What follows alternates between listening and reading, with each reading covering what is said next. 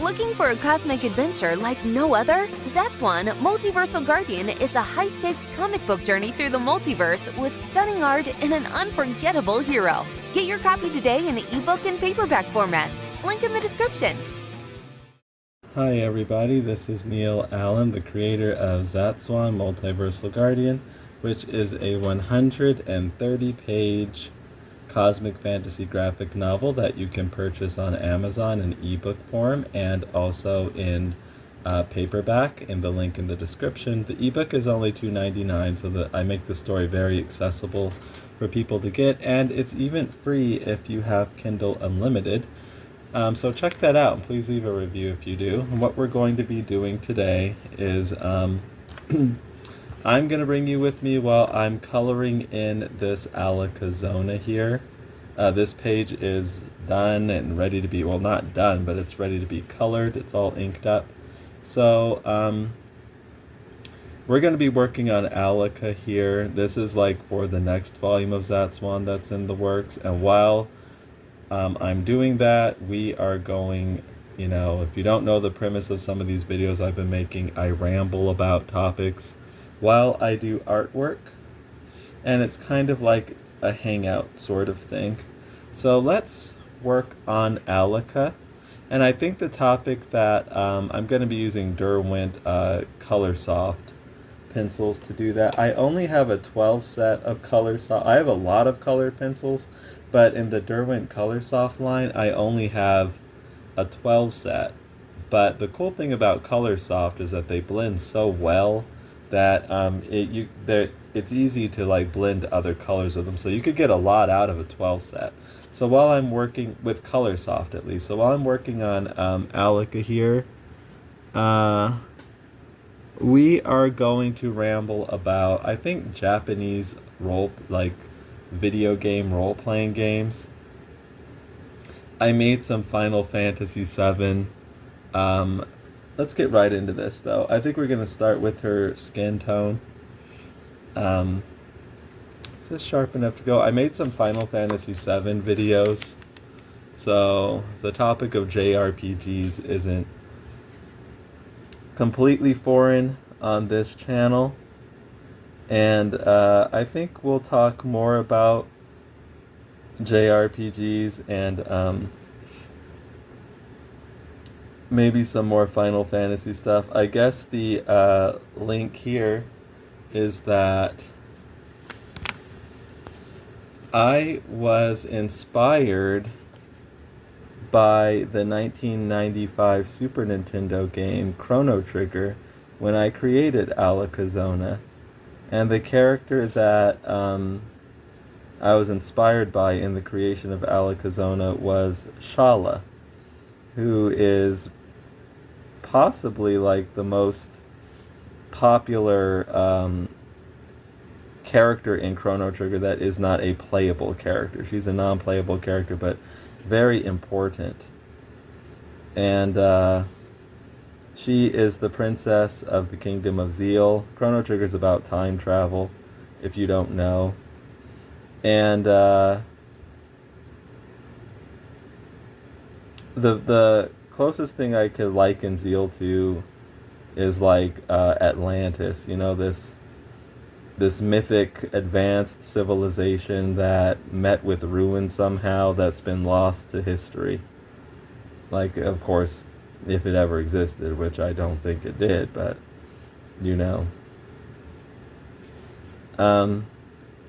So Allecka Xona is also, and Schala was the princess of the kingdom, and she is a very kind-hearted, good-natured person, similar to Allecka Xona here. The interesting thing is that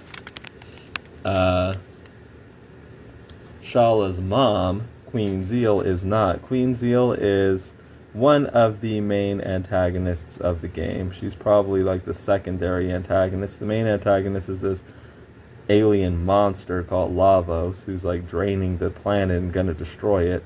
And the objective of the game is to stop Lavos from doing that, because the characters, they're traveling through time largely by accident a lot of the time, and they end up going to the future, and it's this dump, it's this wasteland, because Lavos had already destroyed the planet, and then there's just like little pockets of civilization trying to eke by in this like post-apocalyptic world. So the object of the game is to prevent that horrible future from happening.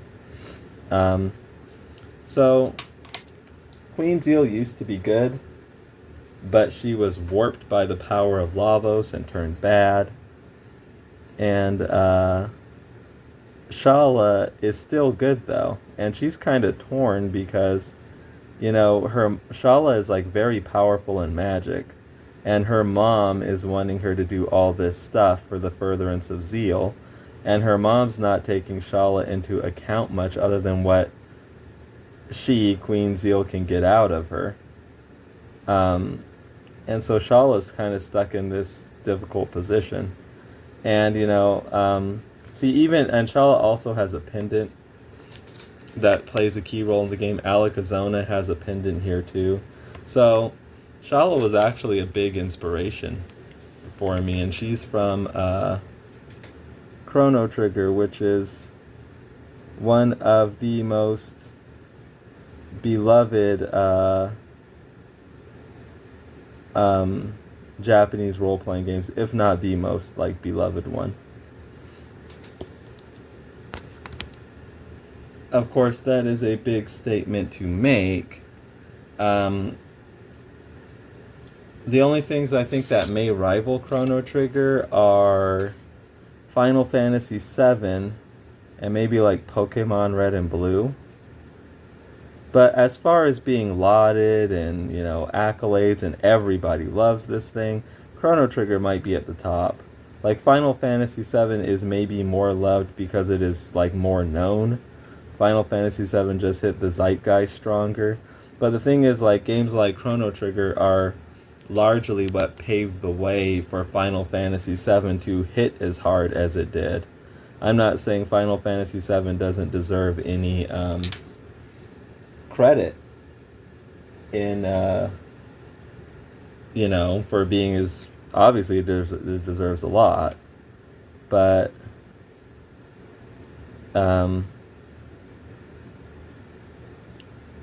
I think we don't want to discount like some of the games like Final Fantasy VI and Chrono Trigger, that kind of, and like Phantasy Star 4, that kind of got the audience primed for a game like FF7, you know. Okay, we're getting in Allecka Xona's skin tone, and it probably looks weird. Don't worry, Allecka Xona is not blue. She is not a blue character, but we are going to take this very limited set of Derwent Coloursoft characters, Derwent Coloursoft colored pencils, and see if we can put together a decent flesh tone out of them.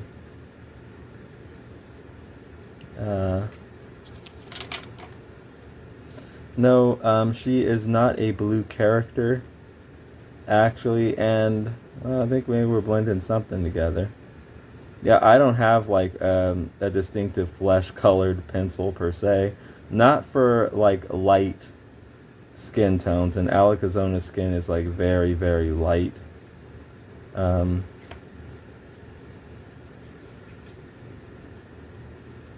So we're going to see what we could put together. If it's like too difficult to blend a good flesh tone with this limited set, then we'll just like, maybe I should have started on a part of her body that wasn't her face. Oh well. We'll just fall back on some of my other colored pencils. I have like hundreds and hundreds of colored pencils. I just like these Coloursoft pencils and wanted to use them. What was I saying? Allecka Xona is not a blue character. She's like the most dreamed about, desired Caucasian. Well, I mean, she's kind of from a different universe. I know that sounds ridiculous, but I didn't like make that up. I kind of just rolled with it. Somebody else was calling her that, so I just roll with it, and Allecka Xona becomes Let's see.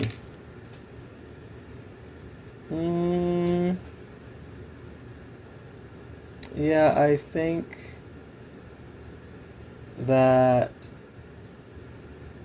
I'm going over some of my colors here, seeing if we can get a decent light flesh tone out of like what we have here.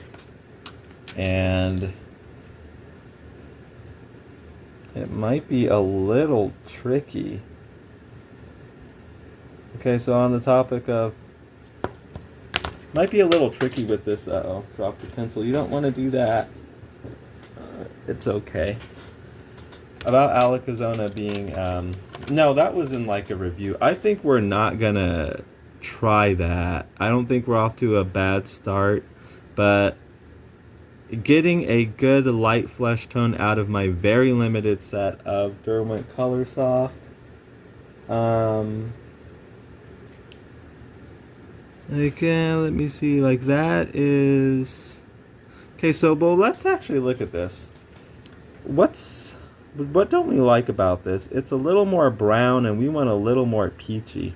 So maybe we should add a hint of yellowish. But, how about we do an orange? Because the interesting thing is with all that blue down there, we can mix like a green and we don't want that. So I was talking about, this is a bright orange here. Derwent Coloursoft line. Okay, I think that might be what we're oh, I think we're doing it. I think we're off to something. Yeah, so we might want a little orange in there. Light touches though, like really light. About Allecka and this, what I said. Let me read the review. I'll pull it up. I haven't done a whole video talking specifically about Allecka Xona, so we'll do some. Keeping a really light hand here. We'll do some Allecka discussion in this video and also, like I said, talk about JRPGs and stuff. Let me pause the video and find that review real quick. Okay, so the review, it's a 5-star review, so it's a good review, and this is on Amazon.com, 5 out of 5 stars. The review says this is a graphic novel, not a single comic book, and follows an entire story arc. The artwork is bright and quirky, befitting the medium. If the characters can be equated with an established superhero franchise, it would be Green Lantern and or the Green Lantern Corps. There is racial diversity in the characters, yet even in the cosmic realm, the dreamed about ideal female character, desired by the male lead, is still a blonde-haired, blue-eyed Caucasian. Okay, so that's where that comes from. Like, I'm like, oh. So Allecka Xona, in my mind, let's lighten this up again with light layers. Becomes like the dreamed about, desired Caucasian. It's kind of a joke. Okay, that's an interesting challenge here, getting a light flesh tone out of this limited set. I think I can do it. Yeah, I'm pretty sure I can do it. Yeah, I think I can. Well, here's what we did. We went a little darker over here than I think we even wanted to. And so we might want to avoid that brown color, because it's a little bit much. So about Chrono Trigger, we can go. I did get a comment, about my Final Fantasy VII video, which a very valued viewer put forth the idea that Final Fantasy VII should be about Barret instead of Cloud. I'm like, that's an interesting thing worth exploring here. Let's actually bring in some odorless mineral spirits. Like I have some in here. These are a thing that colored pencil users use. And also, even if Allecka looks a little odd now, don't judge when you're doing your artwork, you don't want to judge your work harshly when it's in the middle of being done. It's not done yet. So there are like ugly phases that, art work often goes through. So let's blend this out with odorless mineral spirits and see what we have. So even if Allecka may look a little weird at this particular juncture, these pencils blend nice with odorless mineral spirits. Let's keep this white of the paper as a highlight. Okay, actually that's not looking too bad. Actually, as far as a light flesh tone goes, I think we were actually on the right track. Actually, that's actually pretty good. So I didn't do half bad, if I do say so myself. So about that idea of Barret being the main character in Final Fantasy VII, I thought about that some actually, and believe it or not, it sounds kind of ridiculous. I'm sure to many people it does. Final Fantasy VII fans are like insane often. Like they have a reputation for being that. A YouTuber, Top Hat Gaming Man, who is interesting in his own right, like made a whole video about like the toxicity of Final Fantasy VII fans, and I felt that even personally. So I made these videos. I don't know, maybe what was it, two and a half, 3 months back? Maybe it wasn't that long. I don't know. Where I made this like video that was titled why something along the lines of why Barret should be Tifa's black boyfriend, and I can't take all the credit. I think we actually got our light skin tone in. I think we actually did it. We should that did a pretty good job on that actually. Okay, so I can't take all the credit for that interesting title. Let me tell you the origins behind it. So on the comic book message board, comic book resources, there is a user there who, this like really stuck with me personally. There is a user there who had a topic, like, and the title of the topic is "Who should be Wonder Woman's black boyfriend?" I've just never forgot this. And then, you know, he poses the question in the thread. Let's move on and get some more. We'll let this, it's not going to take long for these odorless mineral spirits to dry, so let's just kind of move on. So notice how far I'm holding back on the barrel. The trick is we don't want a super saturated orange. We want to go in with very light pressure. Very light. And then we're going to go in with other colors too. So yeah, there's no dedicated flesh tone for light skin in this particular, it's very small 12 set of pro colors, but I'm gonna make do without it. I should have put down a blue first. Getting back to my anecdote though. So on comic book resources, there was this topic, who should be Wonder Woman's black boyfriend, and that was interesting. And then a mod, her name is Gale Force, and she's always kind of been like kind of like stuck up, sort of. Like, okay, let me like talk about that a little bit. And, you know, I don't mind if Gale Force is watching. I doubt she is. So you never know, like, how the internet is. Someone's like, psst, they're talking about you over here. You know what I mean? Like, so many of these little minions are around everywhere, you know what I mean? So to alert, like, if you're getting talked about, it's interesting how that works. So anyway, okay, about Gale Force. So the thing about moderating, and I've been an administrator on a decently active message board before, so I'm not saying this without any like experience of any kind or never having been in these shoes. There are some people who are just kind of there. There are different types of moderation styles. One is you're kind of just like one of the users, sort of. You're just posting, and you step in and moderate when you have to. But other than that, you're just posting along with everybody else, and that's fine. You're not necessarily looking for stuff to moderate, but when the need arises, you know, you do what you got to do. Then there's another type.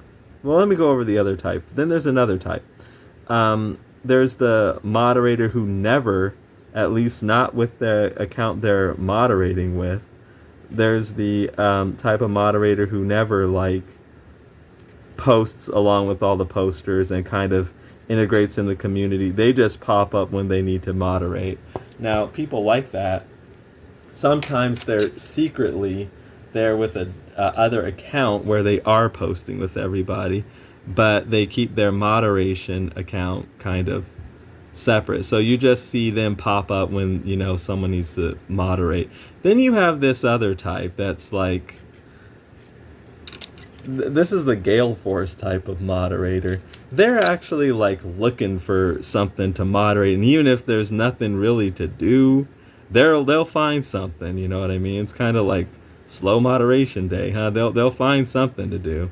So Gale Force struck me always as, she was like the mod in the Wonder Woman set. I think she still is. She's like that sort. You know what I mean? And so anyway, kind of just like into flexing her privilege as, you know, a mod. So this person made that topic, and Gale Force had a problem with it just because of what it was, I guess. You know, like Gale Force just did not like the topic. So what did Gale Force do? This is predictable. Gale Force closed the topic. And then so this poster, he shows up again, and he might be watching this video. Maybe I wouldn't be surprised. He shows up again. He's like, "Who's the racist mod who closed down my thread?" He's got like a whole topic that's like titled that. Like, who's the racist mod who closed down my thread? And well, next thing you knew, that guy was gone. He was like banned from CBR. But CBR, I've said this in a completely other video. I don't even remember what it was about. CBR bans everybody. I mean, they just are really liberal handing out the bans, and I'm not gonna, like, if that's the way you want to run things, I'm not gonna criticize you or anything. I'm sure, like, I know they have reasons for being that way. So that's where I got the title from. Like, it was, the original title was "Who Should Be Wonder Woman's Black Boyfriend?" So I borrowed elements of that and made this video saying something like why Barret should be Tifa's black boyfriend, you know, and that riled them up, like the Final Fantasy VII weirdos.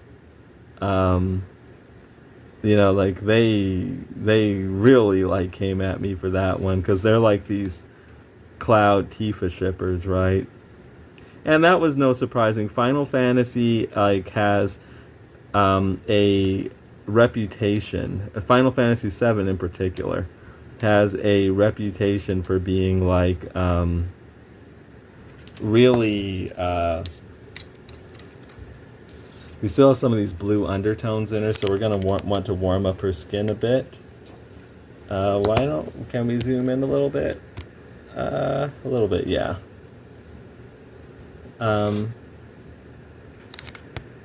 Final Fantasy VII has like this reputation for, and again, we're going to get very light layers here. Very light layers, like it's a hint, just a touch. These Coloursoft are pretty strong too. Like, okay, let's blend that back with white. Blend that in, that rosiness to make her look a bit more alive. Although Allecka Xona has very, very light skin. The ultimate Caucasian. Okay, and let's blend that out with Odorless Mineral Spirits, and if I like the way it blends with Odorless Mineral Spirits, we'll take that, actually, let's knock that red back a little bit with a touch of orange, just a touch. Okay, just a hint, just a dab, right there, right there. In your world, you can make Allecka as orange as you like. Okay, anyway, that's if you didn't know, a Bob Ross reference. Maybe. We'll add a touch of orange right over here. So am I going to be like the modern day Bob Ross? I hope so. I have a lot of respect for Bob Ross. So, yeah, Final Fantasy VII fans, like, you got the Cloud and Tifa shippers fighting vehemently with the Cloud and Aerith shippers. And so then I threw Barret and Tifa into that mix, and they just lost it. You know, like, they just lost their minds from that, and not surprising to me. Let's blend this in some. Okay.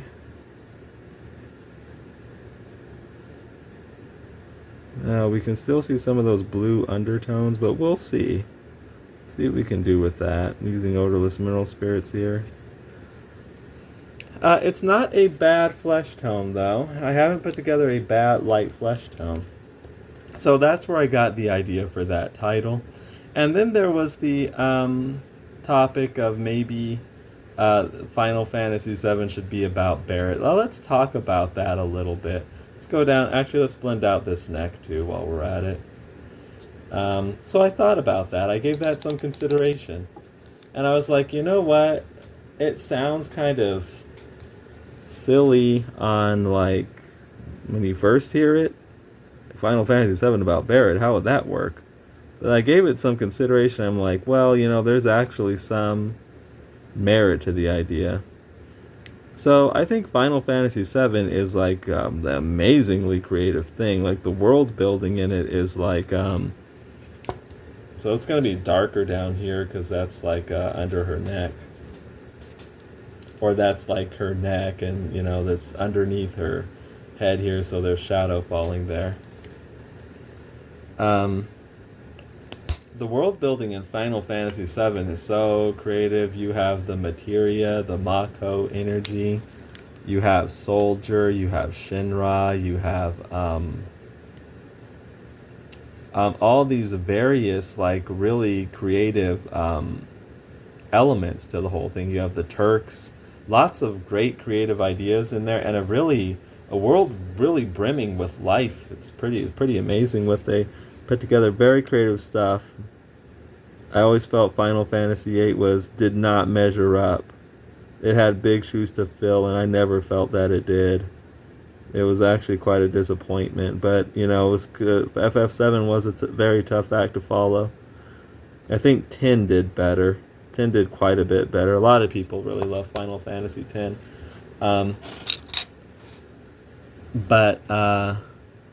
Okay, so Final Fantasy VII, super duper creative, but I do think it has weaknesses. Like, the world building in it is, like, amazing, kind of next level stuff.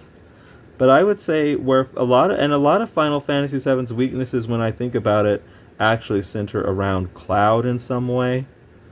Okay, so I think the biggest weakness of Final Fantasy VII is the storyline is extremely convoluted, and I would say it's very challenging. It's not easy to follow now, and there are so many different ways you could interpret it, and you know, like, so many, like, very key elements of the thing could be interpreted so differently. For example, who is the main bad guy of the thing? Was it Jenova or was it Sephiroth? Was Sephiroth controlling Jenova or was Jenova controlling Sephiroth? You know, I think that kind of the creators have come out and said it was Sephiroth.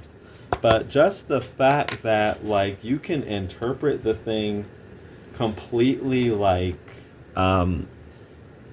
that, you know what I mean, to where that question is, like, even comes up. Yeah, there's something kind of interesting about that, and I don't even know if it was intentional.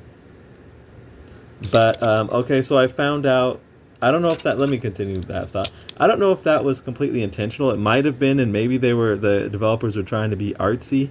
I definitely think maybe they were. But it comes across like, man, there's so much stuff that goes over people's heads because they don't even know how to interpret a lot of this. You know what I mean? And Final Fantasy VII is filled to the brim with convoluted, confusing stuff like that. Like, for us Westerners here, yeah, sure, some of it, sure, you can like chalk up to like poor translation, but I just also think it was kind of juggling a lot of ideas and didn't do the best at, you know, making them clear. I think that's a good way to put it. Didn't do the best at making them clear. And just what I said there, like, that Sephiroth was, I'll tell you, as like a little kid. Granted, I was a little kid, but I think I could have been an adult and not gotten this, and I think a lot of people were. That Sephiroth's actual body, Sephiroth himself, was in the northern crater the entire duration of Final Fantasy VII. That I can guarantee you is going to go over a lot of people's heads. They aren't going to like really get that. They're going to think when you encounter Sephiroth, it's just Sephiroth, not one of his numbered cape guys, so-called clones or whatnot. And then there's this whole thing about Cloud being a Sephiroth clone. It's like, man, what? And a lot of that weirdness centers around Cloud. So let me get back to the point. But before I get to the point, I have discovered the trick here is our the secret weapon to getting this good skin tone in is our Coloursoft bright orange. This is it. This is what's bringing the thing together. Those blue undertones that I laid down in the beginning were important, but all of the colors I've been blending together have been important, but that secret ingredient, that chef's kiss that brings it all together, other than this white, is that bright orange I'm finding out. That's like giving her the... Allecka is like very fair-skinned, but we do want some, like, a bit of peachiness in there. Coloursoft pencils are so nice. So anyway, Cloud's got all this crazy stuff going on, like this identity crisis and stuff.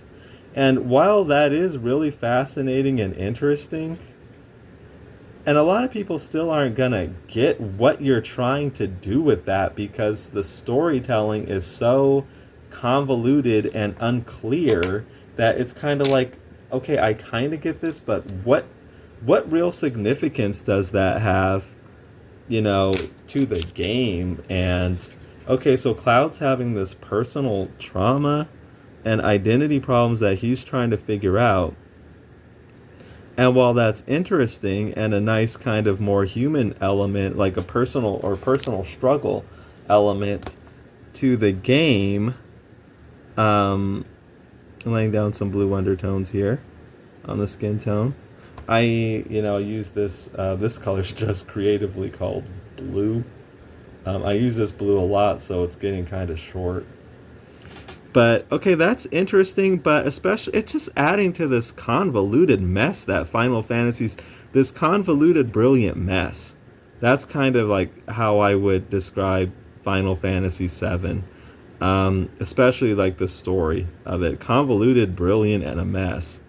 Have so much of that stuff. Like that actual like Reeve, this Shinra executive, was Kate Sith the whole. People aren't gonna know. Like you gotta like have. The game is not making this stuff clear enough. You know what I mean? And then there's like Kate Sith betrays you, and then he just comes back again, and you just let him on the team. Granted, there is like precedent for that weirdness in Final Fantasy because you have Kain, the Dragoon in Final Fantasy IV, who's always betraying your team, and the team's like, oh, well, next time we see you, we'll just let you back on like nothing happened. But still, that's like weird, and I don't get it. Like Kain keeps handing over these crystals to the bad guys and keeps like losing his mind, and then the characters just act like, oh, you're cool, Kain. I'll see you in a little while, and we'll let you back on the team. It was kind of like that with Kate Sith. He gives like the black materia. Isn't it the black? No, like Cloud hands over. It's the keystone to get into the Temple of the Ancients. That's what it was. I'm pretty sure.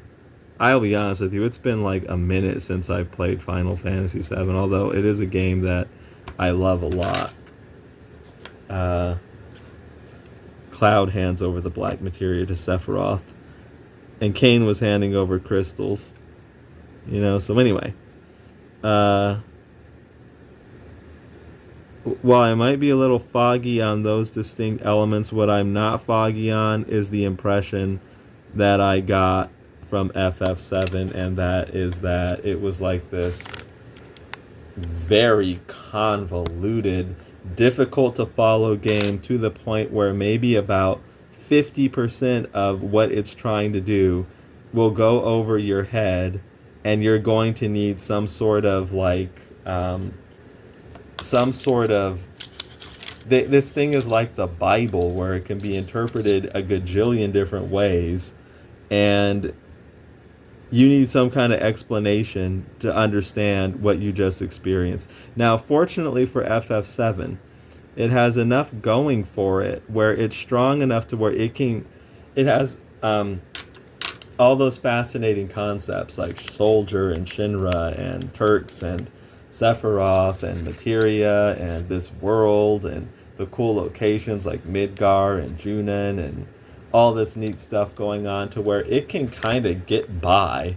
Like, even if you're not fully understanding what the heck is happening, not fully, you're understanding it enough, and the setting is cool enough, the characters are cool enough, and the storyline is cool enough, and the gameplay is good enough to where it can get by. Now, I will say this, though. If Final Fantasy VII wasn't a game, if it was, and I know we can't just make this comparison because it is a game. We can't act like, well, if you were a book or if you were a movie, this wouldn't work.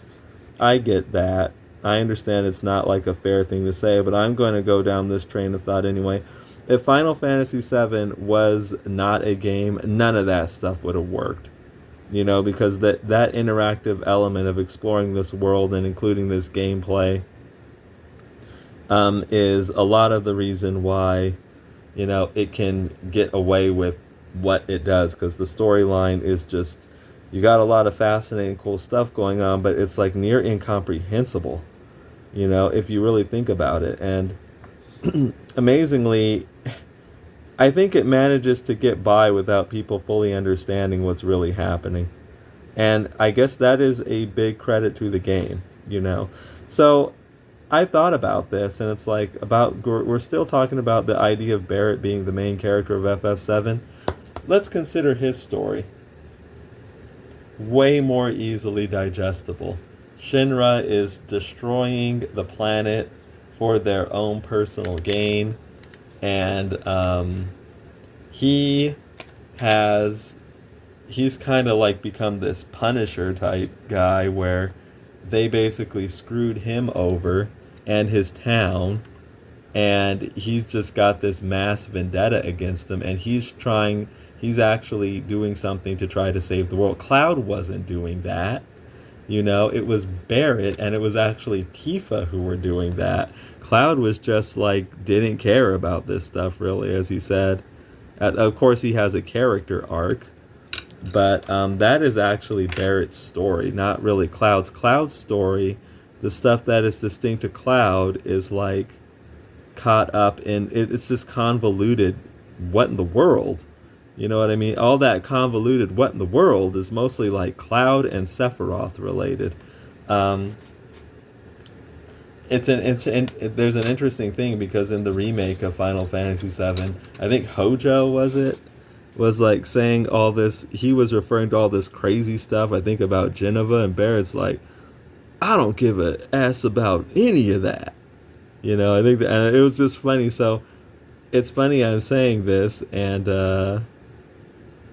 Barret actually, no, he doesn't care about any of that. But what actually Barret really cares about is the important stuff, saving the planet. He doesn't care about he only deals with that stuff because it involves saving the planet. Barret's storyline is straightforward and something people can understand, and it's like something people can relate to in many cases, or at least understand this big mega corporation screwing you over, and he's the little guy who finally decides to fight back. That's actually, yes, it is a compelling story. Uh, Clouds is this weird thing about having identity problems, and I guess trying to measure up, and I guess feelings of inadequacy, identity problems, and being a clone, and it's no that okay. Now that I'm really thinking about it, I'm thinking about like, okay, Cloud is an interesting character and a cool character design, and the Buster Sword is like very iconic. But now that I'm actually giving this some serious thought, that is kind of lame. Now that I think about it, his story is near incomprehensible. It can be interpreted almost any way you want, like a holy book, and and he's this Archie guy who you don't even know if he has a love interest or who his love interest is. It's kind of amazing that Square there I will give this like I will give Square Enix this credit despite all the glaring issues that I'm pointing out here. Um they managed to get people to care so much. So there is definitely something there with Cloud. I will give that. And yeah, as a little kid, I loved Cloud too, and I still, yeah, you like Cloud. He's an iconic game character. That cover of FF7 is just iconic, and in the little PlayStation CD CD case, that white cover. Um, Cloud is cool. I've always liked Cloud. But I think a lot of the, I think weaker points of FF7 kind of go back to him. Because his story is convoluted. It wasn't delivered. Maybe, obviously, there's something there that's fascinating. Hence why he's like captivated the imagination of gamers for um, a generation. You know, and uh, so I won't take that from. But when you actually give this some serious thought, uh, there are like that saying that the game should be about Barret isn't that crazy. It isn't as crazy as it sounds, because Barret's story is a lot more comprehensible. Barret's story is ultimately about what's really important, saving the planet. Not all this, personal crisis mumbo jumbo. That is only important to Cloud. That's not even important to anybody. Uh, and Barrett's the one who really wants to save the planet. Cloud comes across like he wants to settle a personal score and wants to measure up, and figure out his own, personal crises. The one who's really about what's really important is Barret. And it was like that from the very beginning. Um, so actually,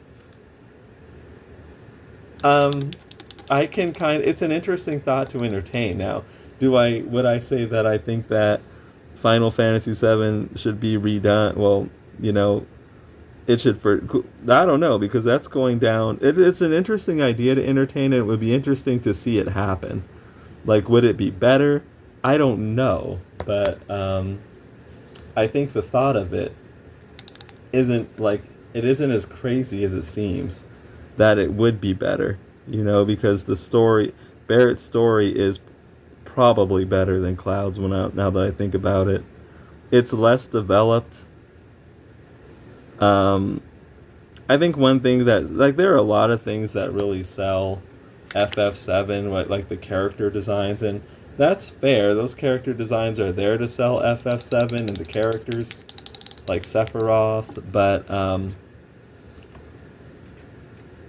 I think what they can be doing is, I don't want to say, like, I think a lot of the cool stuff, and this is a testament to the cool stuff like the character designs and whatnot, they are distracting somewhat from like insanely weak aspects of that story.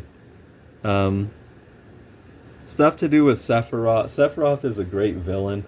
His story is nearly as convoluted as Cloud's, if not just as. Um, and it is, despite that, it remains very. There's like so many different ways that a person could potentially interpret it. That is too red there. I want to tone that down. So I'll go in with the white. Let's blend these colors and let them blend. But we are getting an interesting flesh tone here on Allecka Xona.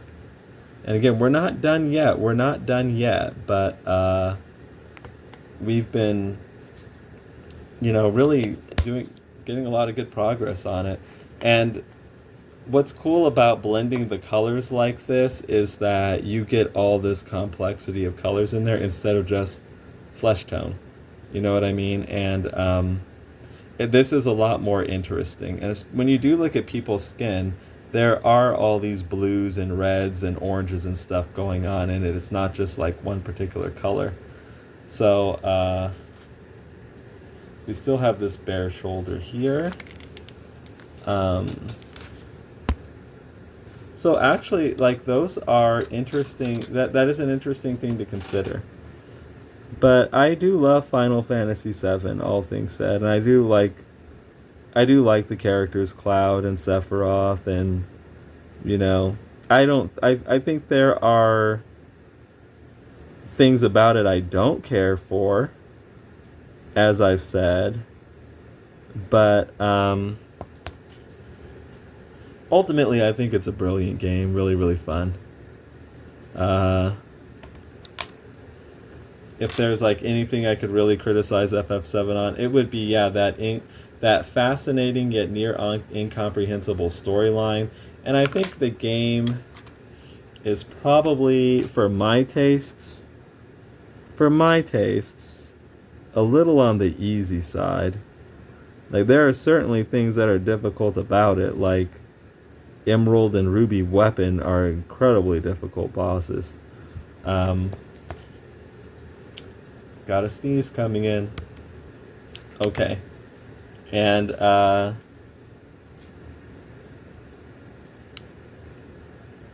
but it's a little on the easy side. Like, you can really break the game, I think, if you're good enough at materia, which is interesting in one sense. Like, it's interesting, like the customization that the materia system offers is really awesome and really cool and brilliant. A really good gameplay system. But at the same time, I think it, could have been regulated and balanced better. And I think if I was to, one of the things I would change is I think the game could use like more difficulty for my tastes. Like FF4, was a really challenging game. And it was so, like, when you got through like a really hard boss fight, like against the four fiends of elements, you felt really good about that. Like, or Evil Wall, like I didn't know how to beat that boss, and he would keep smashing me. He could like one hit kill you, and that was just like driving me nuts. But of course, the trick to beating him was just to keep attacking, so he doesn't like push you, so he doesn't like crush you. But I didn't know that at the time. I was just trying to fight him straight up in Final Fantasy IV. Final Fantasy VI can be challenging in places. FF7 was a little too easy for me, but maybe that's one of the secrets to its success, being like accessible to, especially being a role-playing game. I think before FF7, role-playing games were intimidating to some gamers, like hard to understand, or they weren't always like mainstream and understood. And FF7 played a big part in kind of, getting them more understood. So maybe they did the right thing. Okay, so as we get more layers in, we're going to want to go in with more pressure. I started out with like my hand like back on the barrel, but as we go in, I'm going to start kind of adding a bit more pressure.